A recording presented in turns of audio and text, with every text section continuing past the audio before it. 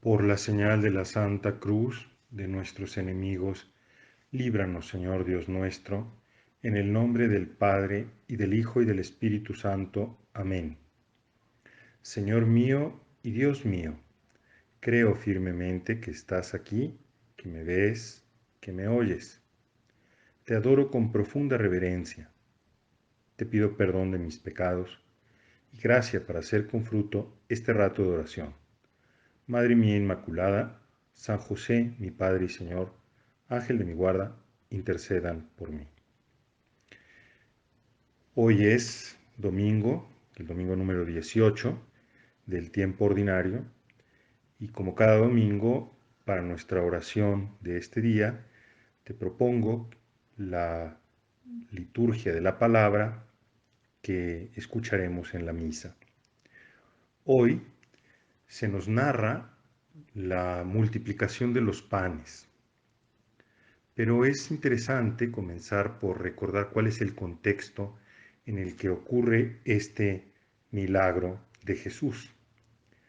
Jesús acaba de recibir la noticia de la muerte de su primo, Juan el Bautista, que como te acuerdas, ha sido asesinado en el contexto de un banquete grotesco, un banquete de Herodes con su corte, donde una muchachita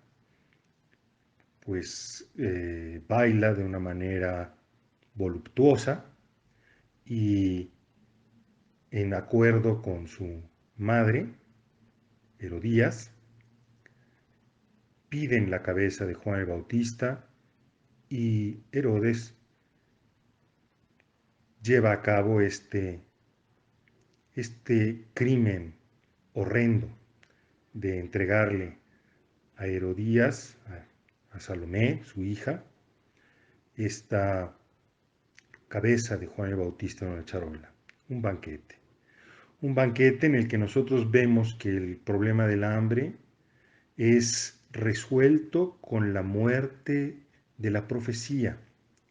Un banquete donde los deseos, las pasiones toman la dirección del hombre y destruyen ese don, que no es solo un don de Juan el Bautista, sino que es un don que nos asiste a todos los hombres, que es el deseo de la verdad, del bien, de la justicia.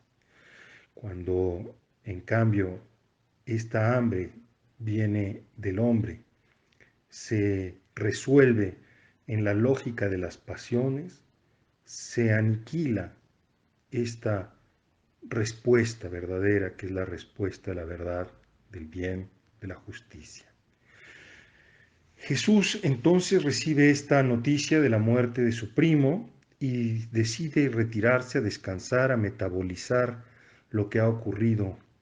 Y sin embargo, allí, al llegar, al bajarse de la barca, en lugar de poder descansar, se encuentra una multitud de personas que lo han seguido. Y vemos aquí la inoportunidad de este encuentro. Pero además de todo, se va haciendo tarde, llega la tarde, y la inoportunidad se vuelve aún mayor. Jesús le dicen sus discípulos, manda a esta gente a los pueblos cercanos para buscar algo de comer, porque ya se hace tarde. Es curioso que los discípulos le dan una orden al Señor, usan un imperativo. Y usan este imperativo porque es algo tan evidente, porque los discípulos se guían ahora por una racionalidad que, pues efectivamente aconseja, es evidente que siendo tarde y estas personas habiendo estado todo el día con Jesús, pues tienen que marcharse, mándalos, despídelos. Pero la lógica de Jesús es otra lógica. La lógica de Jesús se mueve por la compasión. La compasión, que es en griego, tiene una raíz similar a las entrañas. Y estas entrañas, estas vísceras, este amor visceral de Jesús, es una conexión con las entrañas de Dios, con el amor visceral de Dios. Si el hambre del otro banquete en el que murió Juan el Bautista se resuelve con las pasiones, aquí el hambre de este pueblo se resuelve con la compasión de Dios, con la compasión de Jesús, que es otra lógica, es la lógica del amor. Los discípulos se mueven por esta lógica racional del cálculo en el que tantas veces nosotros nos movemos, en el que vamos de una urgencia a otra urgencia, resolviendo cosas según nuestras necesidades, con una lógica que finalmente nos lleva a la mediocridad, mientras que la lógica de Jesús, la lógica de Dios, es la lógica del amor, de ese amor que se hace cargo de las personas, que se hace cargo de las situaciones. Es la paternidad.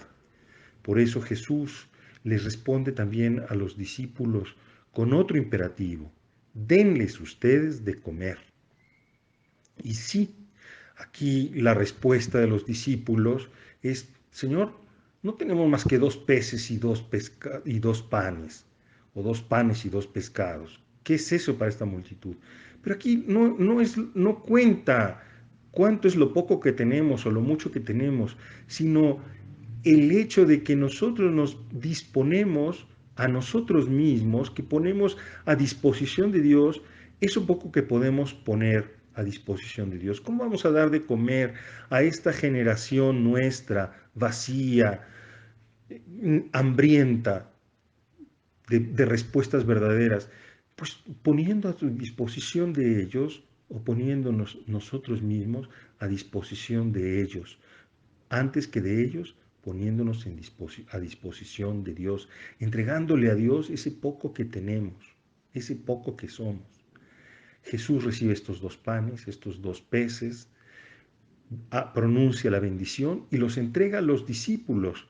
Y son los discípulos los que se hacen capaces de saciar el hambre de esas multitudes. Empiezan a distribuir el pan y de esa manera se verifica el milagro. Y esta es la vida cristiana, queridos amigos míos. Esto es lo que estamos llamados nosotros a hacer, a entrar en la lógica de Dios, poniendo nuestras personas en las manos del Espíritu Santo, porque es el Espíritu Santo el que mueve la compasión, porque es el Espíritu Santo las entrañas de Dios, es este Espíritu Santo el que nos inunda con este amor que viene desde las entrañas, este amor visceral. Y cuando nos movemos por este don del Espíritu, el don del amor, participamos de la paternidad de Dios, tenemos una perspectiva distinta de ver las cosas. Ya no nos movemos por el criterio de la urgencia, de la mediocridad, sino por el criterio de la verdad, por el criterio de la relación, de la autenticidad, de la belleza, del amor. Un criterio que nos lleva a hacernos cargo de las personas y de las situaciones, donde no estamos nosotros volcados sobre nosotros mismos y sobre nuestra hambre, que al final se resuelve siempre en el drama, como el drama de Juan el Bautista, sino que se resuelve en la maravilla de que Dios haga su obra a través de nosotros. Es verdad que es hermoso contemplar las obras de Dios, pero aquí se nos invita a algo más grande todavía, a que nosotros hagamos la obra de Dios, a que nosotros participemos en la obra de Dios, porque nos hacemos disponibles para Dios. Qué maravilla es ver los milagros que Dios actúa y realiza en la historia, pero más maravilloso es todavía cuando nosotros permitimos que Dios realice esos milagros, esas obras a través de nosotros, en nosotros, usándonos a nosotros como medio. Porque es siempre Dios el que lo hace. Pero aquí en esta escena estamos viendo cómo son los discípulos que finalmente sacian el hambre de estas multitudes, porque antes fueron capaces de poner eso poco que ellos tienen, eso poco que ellos son, a disposición de Dios. Pues bien, queridos amigos míos, grandes cosas ha hecho el Señor. Por eso podemos nosotros ahora pensar en este cántico de María, nuestra Madre, y unirnos a ese cántico de María. Grandes cosas ha hecho el Señor, porque ha contemplado la humildad de su sierva. En la medida en que nosotros también ese poco que tenemos lo ponemos a disposición de Dios, permitiremos que Dios haga grandes cosas en nosotros y a través de nosotros, para nuestros hermanos, para este tiempo nuestro, vacío, que tiene tanta hambre y sed. Que la intercesión poderosa de nuestra Madre nos mueva hoy a poder celebrar en esta Eucaristía la grandeza de Dios que obra a través de nuestra pequeñez cuando nosotros nos hacemos disponibles a Él. Te doy gracias, Dios mío, por los buenos propósitos, afectos e inspiraciones que me has comunicado en esta meditación. Te pido ayuda para ponerlos en práctica. Madre mía Inmaculada, San José, mi Padre y Señor, Ángel de mi guarda, intercedan por mí.